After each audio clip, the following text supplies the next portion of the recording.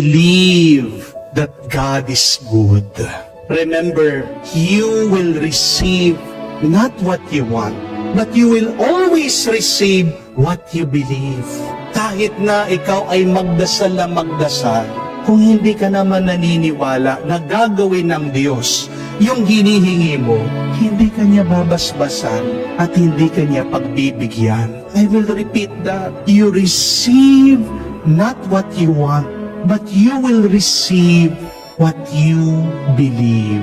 Kaya nga po, magandang tanong yan, ano ba ang aking mga pinaniniwalaan sa buhay? Kung naniniwala ka na masama ang buhay, siyempre masama ang iyong mararanasan. Kung naniniwala ka na magrasya ang buhay, palaging grasya ang iyong matatanggap. Understand this also. When God gives you a problem, God wants you to grow. Amen? Nothing can make us grow faster than a problem. Kaya binibigyan ka ng problema ng Diyos. Kasi gusto kanyang lumago. Kasi gusto kanyang umasenso. Kasi gusto kanyang umangat. Balikan niyo man po sa Biblia. Basahin niyo. Nung gusto ng Diyos gawing hari si David, anong ginawa niya sa kanya?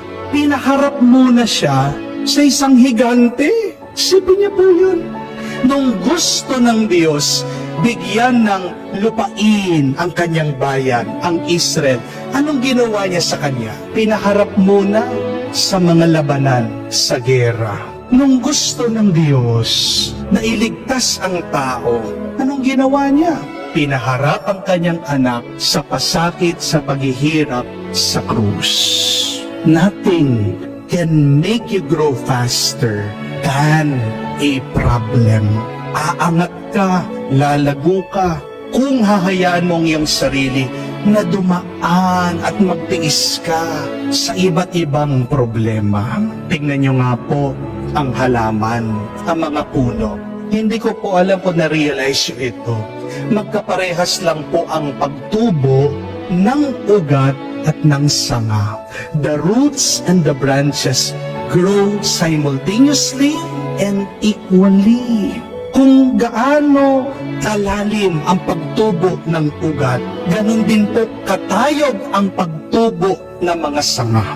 So, the deeper the roots, the higher the fruits. There will be no fruit if you do not have any roots.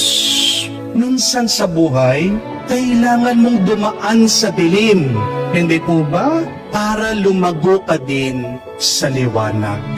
Ang dami po sa atin, yan din po ang problema. Gusto natin puro bunga, bunga, bunga. Pero ayaw natin yung proseso na pagtubo ng ugat para magkaroon ng bunga.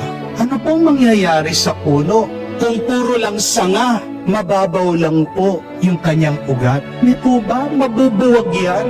Di po ba babagsak yan? My dear friends, believe that your burdens are actually a blessing.